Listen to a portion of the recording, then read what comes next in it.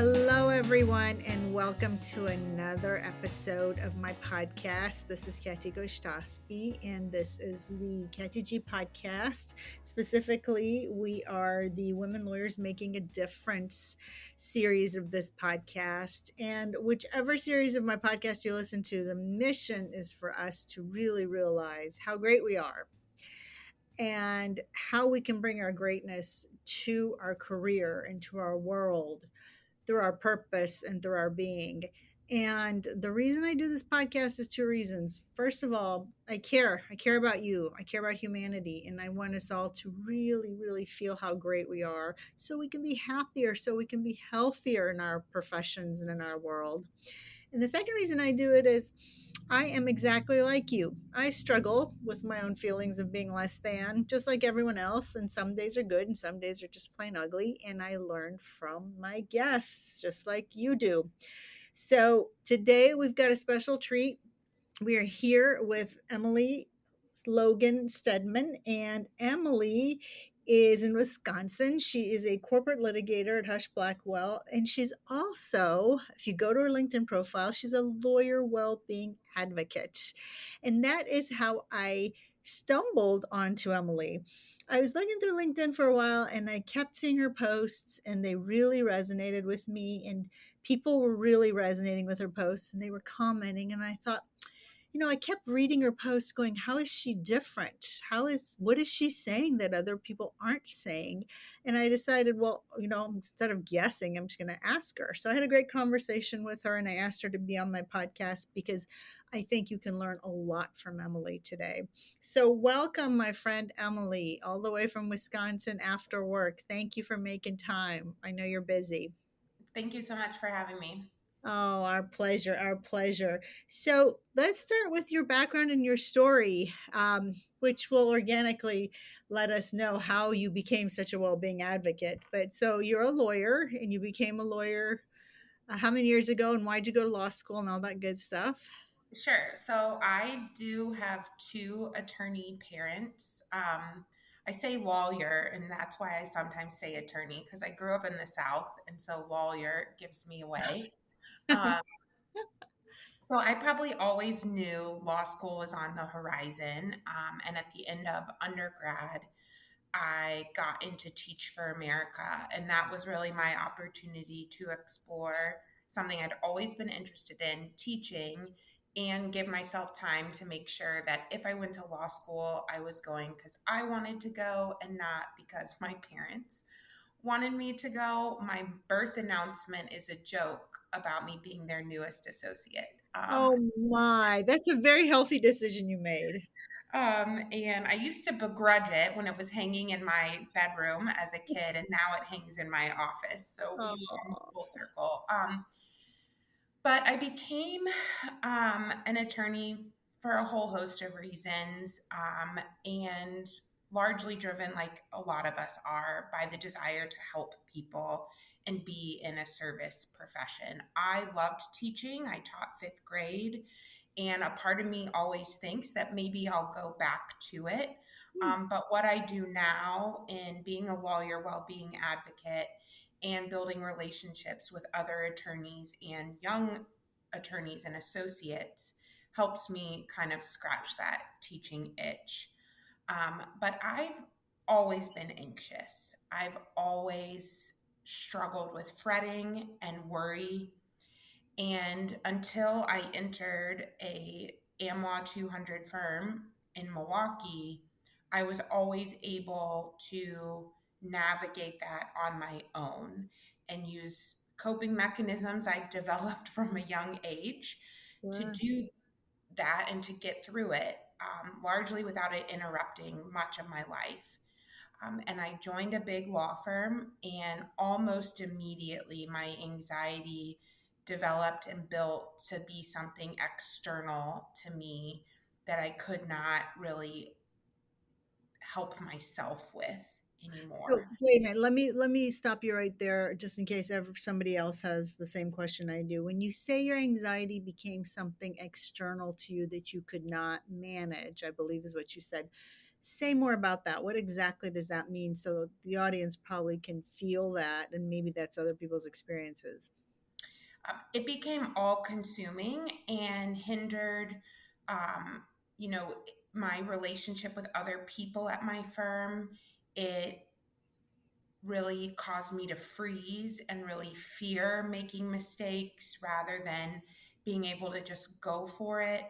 Um, Brought a lot of self doubt, and whether I fit in, whether I was good enough, and impacted. I met my now husband right around the same time, and it right away impacted that relationship, as well.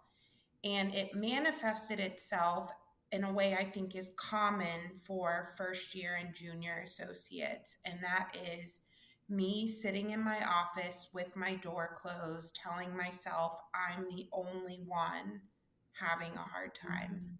I'm the only one having doubts. I'm the only one making mistakes. Everyone else has it all together. Right. And I started talking to two entities about this. One, a friend of mine at my old firm, we started sharing our struggles. And through my work with the Young Lawyers Division in Wisconsin, I started to talk openly about it and say, I'm passionate about this. I want to put on programming about this. I was able to work with an entity in Wisconsin to do a CLE on mindfulness and lawyer well being. It was extremely well received. And I just started talking about it openly. Oh, I just have to interject and make this point to the people that are wondering about this. So you see what Emily's saying is even though she hadn't mastered this or conquered it, she was putting on content for other people and she was talking about it. What made you think that was okay, Emily? Like that would be a help? That's a really good question. I honestly don't know. I think it stemmed from this idea that as soon as I started talking about it, I realized how many of us are struggling with it. Yes. From first year and second year associates like me, I was fortunate to be able to share with a partner I really respected and admired. And I told them how I was so intimidated and so longing to do a good job for them that I couldn't do a good job. I was getting in my own way. And they, in turn, opened up to me about their anxieties as a junior associate. And I saw immediately how much that benefited me. So I thought, I'm going to take this on. And it was very small in the beginning and very slow. And then the pandemic hit. I had a little more time. I took a webinar on leveraging LinkedIn, and I started using LinkedIn like a blog. At the same time, I was tapped to serve on the Wisconsin Task Force for Lawyer Wellbeing. So I started talking about what we were doing on LinkedIn, and those posts immediately got the most traction. And it Mm. wasn't explicit engagement with my posts in the beginning, it was people reaching out to me or bringing it up when I would run into them in public and telling me one on one how much they appreciated me talking about that and bringing attention to it. And so it's developed over the last almost 3 years a life of its own, and allowed me to talk really openly and candidly about my own struggles and how I manage it and survive in a big law firm, while dealing with these doubts. Amazing. I just, you're not my client, but I always tell my lawyer clients that I coach, you get a big gold star and you get a huge gold star. Honestly, if you're listening to this, Emily is just like you and me. She just decided that she wasn't going to sit with her door shut thinking she was the only one because that feeling of separation we create for ourselves, it happens to all of us humans. And actually I was coaching an executive today around that. He said, I'll never quite understand why when we have an issue in this organization, in our company, that's dealing with X and it's a huge looming organization, everyone in meetings starts talking about themselves and their problems. Same thing, right? We think like it's all about us and we're separate and we're on an island and no one else has these issues. So we turn the focus on ourselves in a weird way and it never helps. And so you did something different. And, for anyone who's listening who knows Gavin Alexander, Gavin's a friend and he is right now he's director of well-being at Jackson Lewis.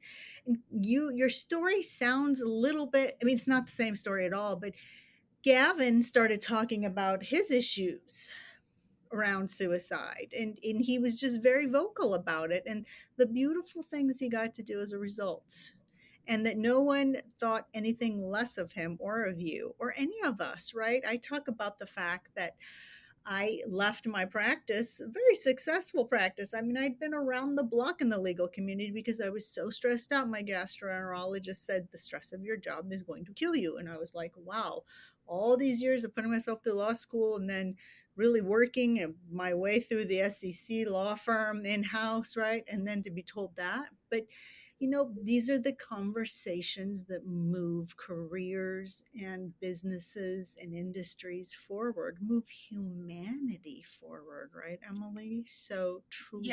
and so that's a big theme for me is everyone is making mistakes. Everyone is having doubts because that's part of our shared humanity. Yes. Lawyers are not immune from being a human. And I have since changed firms. This all kind of started to take on a life of its own at the same time I was changing firms. And my current firm, Hush Blackwell, has truly surprised me in how supportive they've been of my candor around these topics. I've talked at all associate meetings. We're organized by industry team ahead of practice group. I've talked to my industry team about it. And I am very candid about the thoughts I was having around burnout. Like, on when you're driving to work and you think, if I got in a car accident right now, I would get a break, right? Those extreme thoughts. Wow. And I talked about how I've had these worries and fretting since I was 6, like a very long time. And the outreach I get from people after I talk about that, big time people at my firm, is so encouraging and supportive that I'll just never give this up. And I think the other thing, to bring it back to the goal of your podcast, is I early in my career went to a CLE for women litigators in Chicago. And one of the women said that one of her theories about why women leave big law and litigation is because we do this to ourselves. We Mm. don't reach out to other people to talk through the hard moments, and we just think it would be easier to leave. And there are reasons women leave, there are valid reasons women leave.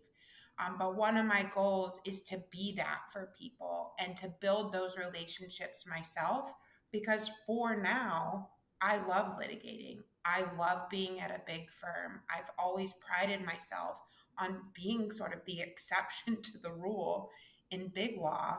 And Mm. in order to keep it that way, I need to be able to be open and real and honest in myself.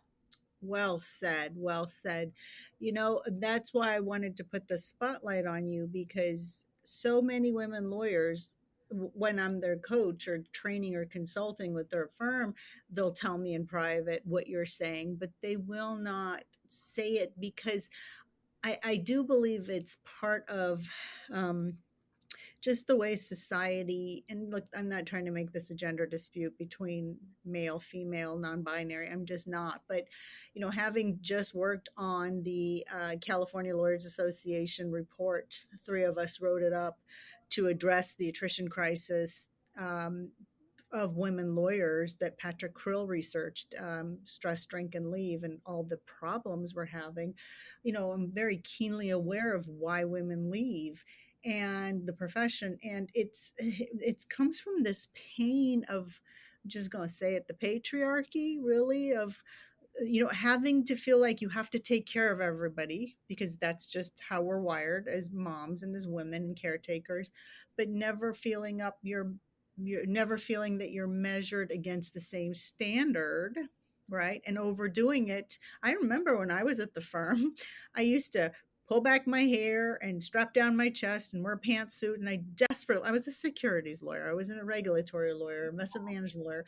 I just had to be one of the boys, right? And it's all I knew. And I had lost my identity. And so when this keeps happening over and over again, there is no out except to leave. Now, for me, it was a very organic out because of my health. But I wanted you on this in the spotlight to show other women lawyers that you don't have to leave. I chose to leave. You're choosing to stay and address it in a healthy way and say, hey, look, if you think you can't do both, I'm doing both. And I'm doing both in my own way. And kudos to your firm, Hush Blackwell, for really listening and getting it and supporting it, because at some point we can't wipe out 50% of the population from practicing law. And by wipe out, I'm not saying anybody's going around doing this on purpose. It's not good for the practice and it's not good for our clients, right? Right. Absolutely. And I think that's another thing that's been really interesting to me. And I wonder if the younger generations that are now in the law firms and in the legal profession are experiencing this. You know, I think about my mom. She had to deal with the patriarchy like head on. That generation of, younger boomers, older Gen X, being the only female attorney at their firms. I've had some small moments like that, but because I was raised by those women, I never felt that as a kid. Mm. Growing up, I never felt less than the boys in my class or school, or like that I couldn't do everything they were doing or more. But I've recently had to deal with those patriarchal undertones in the firm that often even the most supportive men don't realize are kind of there and happening. Like when you're the only female on the team and you're in charge of logistics and making sure everyone's, essentially getting to school that day. Oh, been there, done that. Right. And it can be very subtle. And they are things that I don't think I realized until recently are vestiges of the patriarchy. And they're not always bad. Running logistics, project management is a strength of mine, but both can be true. Yes, yes. I don't know how many times I've been the only woman at the table, which I often am, and somebody's tapped me to take notes because I have better handwriting. And I'm like, seriously, I can't read my own handwriting. Well, you type faster. And then somebody once said, bring me coffee. And I thought that was interesting.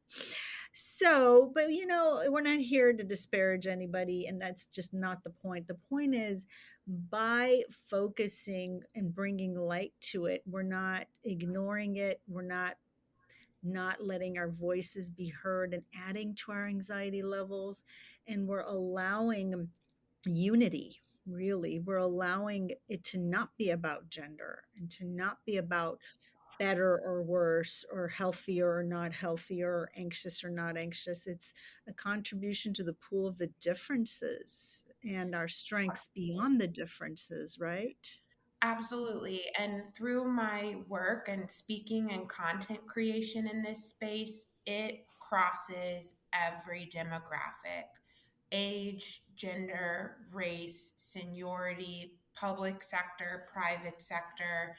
You basically name it. And I've had someone reach out and tell me their stories, and share with me that along the lines of what I'm sharing on, thank you for doing this because I now know I'm not alone.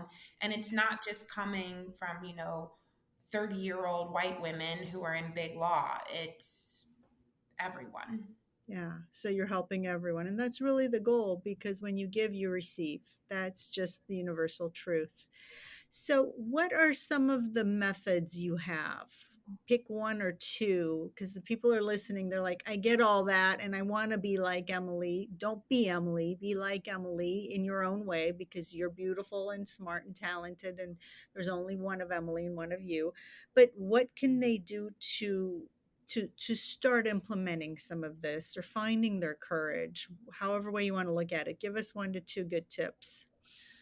So my always caveat is it starts with you and it starts small, and it is whatever works for you, and it will take a lot of trial and error. So I very quickly found meditation.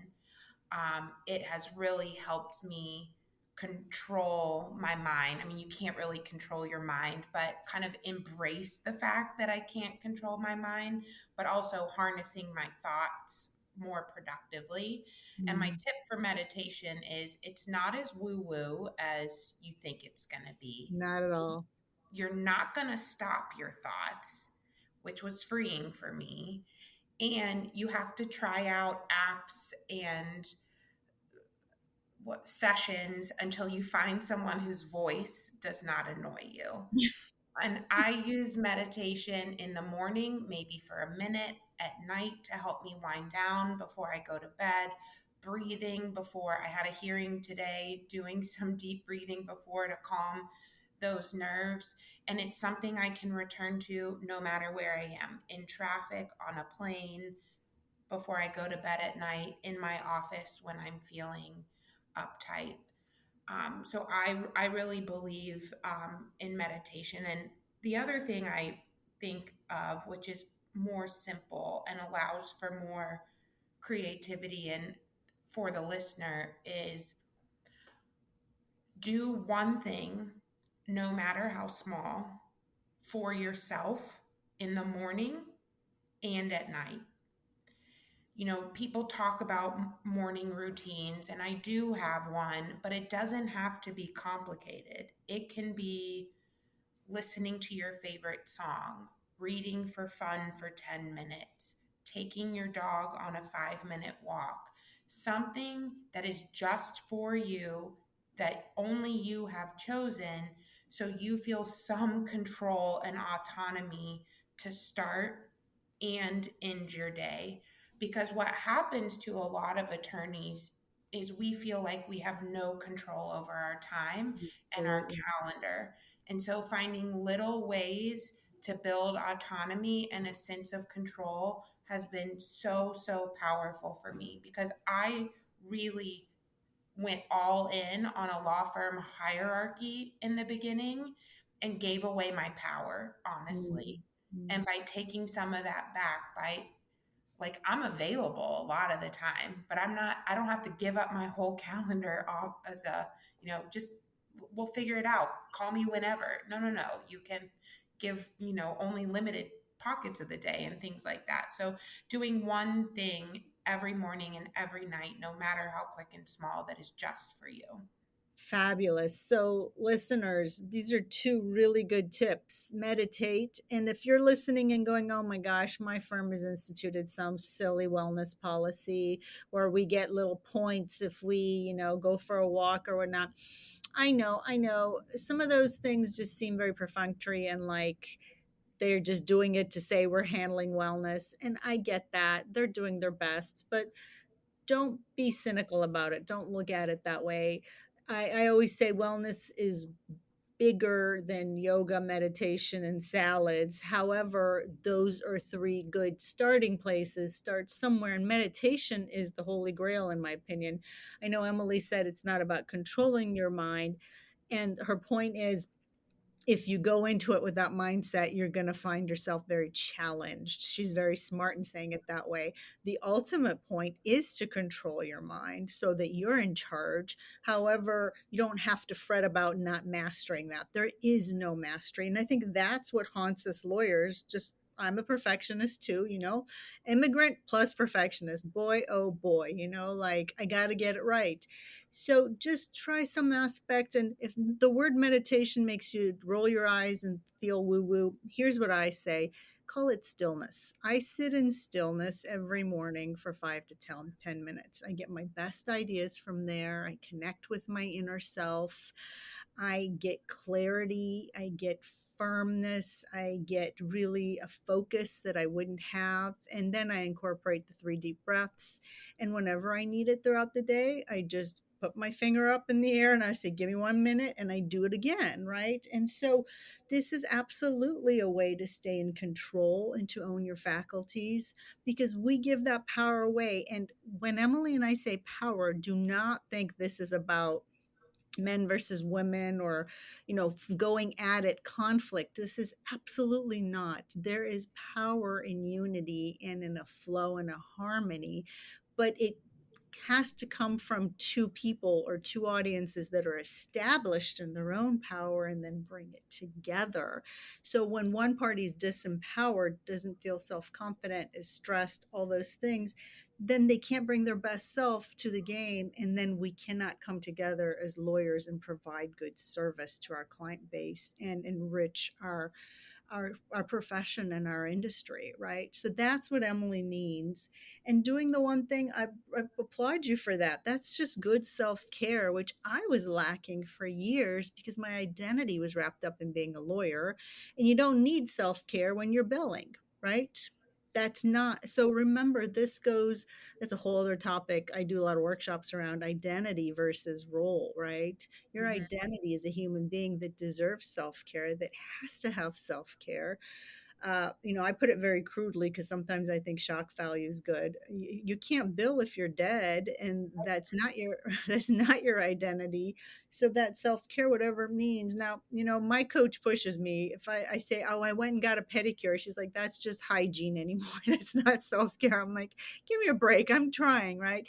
Just do something." It's about self awareness, right, Emily? Absolutely. And I think the identity thing is so important. And I think when I talk at the law schools, there's a law review article called Making the Business Case for Lawyer Wellbeing. And it talks about the generational differences. And a big shift in the profession is that millennials really believe in this idea that I'm not just an attorney. I am a whole human. I bring a lot more to the table than just being an attorney, but the profession attracts achievers. This is what we've all done our whole lives. And so it can be very difficult to start figuring out what and who you are alongside your job. And that's what your posts on LinkedIn do beautifully. The latest one I read and I commented on was your post on being lazy, which is something that I have been talking about lately a lot because I go through that cycle. And I didn't want to be lazy, which led in part to breast cancer because I overworked myself so much and didn't care for myself. But my coach said something beautiful. She said, I would like for you to Google the word lazy and all the benefits of being lazy. And when I did, I was like, new perspective, new shift in life. I was like, I'm all in. Lazy is so good for productivity and health. So that is the overachiever in us that needs to be, focused on something else, right? Because it's not going to get us anywhere otherwise. So thank you. That's super helpful. So let's switch now to you. What's one thing you're struggling with? Let's talk about it. Let me coach you through it.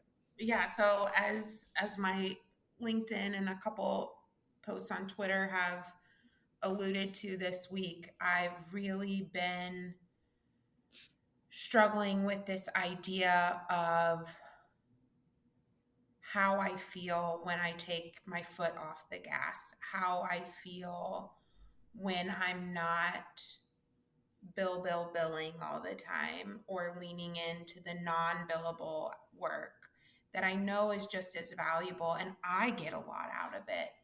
Mm, Um, but, I think about this month of August, my billable time is going to be very low, maybe the lowest it's been since I had a ramp up period during joining both my firms. And I am someone who will feel guilty about that. mm, And I'll worry that some partner somewhere in the firm is going to double check my hours and compare me and wonder what I'm doing. And I constantly have to remind myself that's not happening. But I feel that so deeply. I talk with my husband about how I can kind of feel the weight of things. And that's a sort of side effect of my anxiety, is like truly it weighs me down. And I can have a hard time turning it off on a weekend, even if I don't have anything Work to do. pressing and do, and then convince myself that I'm not working hard. So frame it in terms of what you'd like help with.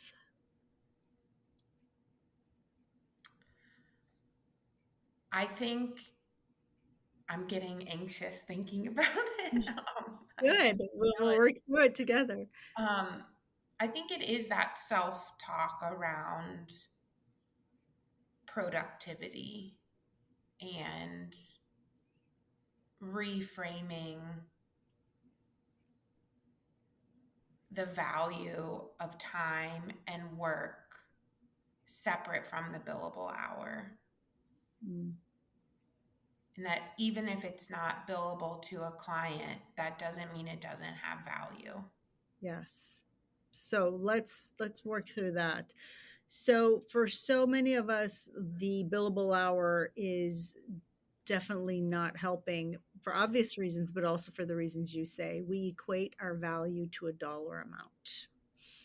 And the real value out in business of what we do is in the ROI, the return on the investment, that is not ever captured in a billable amount, right? Absolutely. So that is such a beautiful coaching question you come to, because I hope everybody has that coaching question, because the goal is for all of us, including me, because I could charge by the hour too, need to reframe our own value and step back and think, what is my contribution? Is it at 300, 400, 500, $1,000 an hour? I mean, at some point the number gets to your head. It has to, right? And is it that I didn't bill X number? What, at some point we're so in our left linear analytical brain, there is no room for the right brain, the creativity, the breathability, the ability to see the bigger picture to come through, because we're stuck in 3 minute increments, 6 minute increments, 15-minute increments, right? So step back and say, what is the real, pick a matter, any matter, and say, okay, this took me X number of billable hours, but what is the true return on investment this client gets from this work I did? And how many times will this work be reused for other clients? I remember that. I had a memo I wrote at the firm. And so, you charge the initial client X number of hours that it took me to prepare it. But after that, all the other clients, that memo would get recirculated to them. I would just charge point 0.3, point 0.3, point 0.3 because it was already done, right? So that was the real return on investment, that this answered a question the funds had. And I had researched it, and we just shared it with our clients over and over again. That's the value. And yes, it's got to be captured somehow, but then we turn to the G word, guilt. Here's a game I like to play with my clients. What's the worst that could happen, Emily? What's the So worst that could happen? I'm constantly telling myself, I didn't miss a deadline. I haven't committed malpractice and no one died. Like that, when I'm truly catastrophizing or truly feeling guilty, that's what I come back to. And at first, when I came up with it, felt so extreme. But now I'm just like, that's just what it takes. Like that's And what I got to remind myself. yeah, it's not even extreme, because what we're doing initially is the extreme part. Oh, I didn't bill enough, so somebody's going to find out. And then we never finish that sentence because we've already gone pretty darn extreme, right? And so Mhm. what would happen, for the sake of just messing with it, if you hadn't billed enough? And yes, I know how law firms work. There, I've been there, done that. There is a certain number, and I don't know how your firm is, but our firm used to circulate everyone's hours every month. Us and Jones Day were the only two firms that did that back then, and it was horrifying, right? So there wasn't enough number. However, it wasn't about the enough on paper. It was, Was it now good enough? Did the right people see it enough? It just never ended. So the worst that could happen is that you drop dead, which it's never going to happen as a result of what you're talking about. And hopefully it just won't, right? But everyone's got a timeline. I'm not being crass, I No. really am not. I'm just being real. Yep. And the next worst thing that could happen is you get fired. And you know what? Everyone lands on their feet after that. If we choose to see it that way, there's always a benefit that comes as a result of an action. And maybe we precipitated it by subconsciously getting ourselves there. That's something you look at when you get there, but know that there is always a way forward. I mean, I got through breast cancer, right? People have gotten through much more horrific things. So, beyond that, what's the worst thing that could happen? Somebody comes to you and says something. And what's the best thing that could happen then, Emily? Leaving Oh, the worst behind. right. Like I just and I when I feel like this is probably true for most people. If you look back on your year of billing time, no one loves to remember the 200 plus hour month.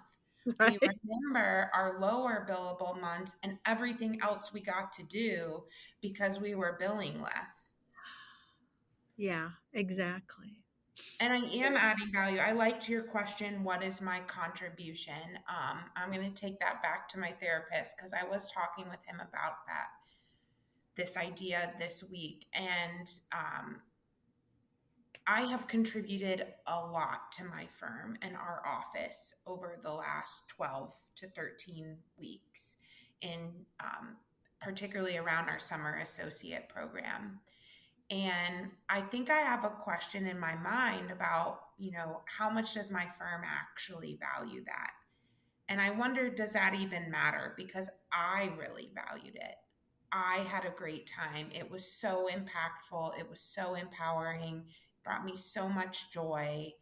And I'm always telling people it is those things that get you through the 220 plus hour month, is having those things to come back to. and so here's a tip, blog about that. Blog about what you got out of that contribution.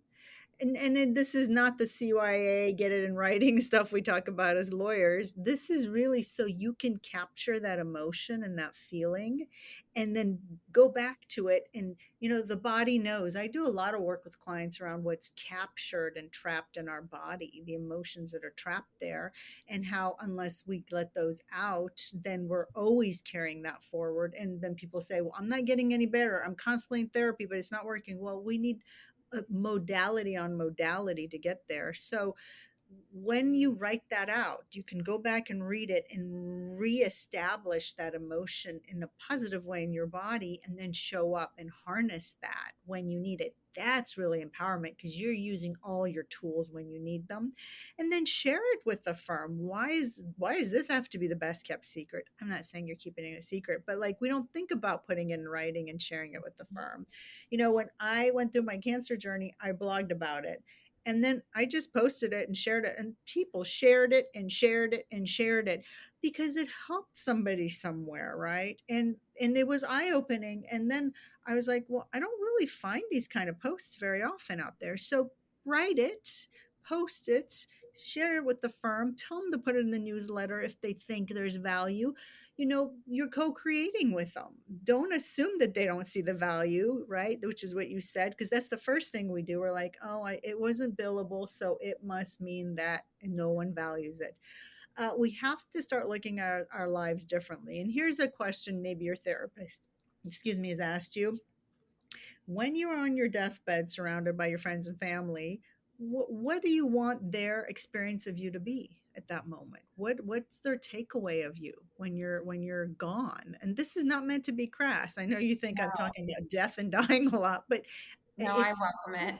That's I, I think about things like that a lot. I definitely don't want them talking about how much I worked, and I understand there's an element of that because I've chosen a profession that requires hard work, and I do work a lot.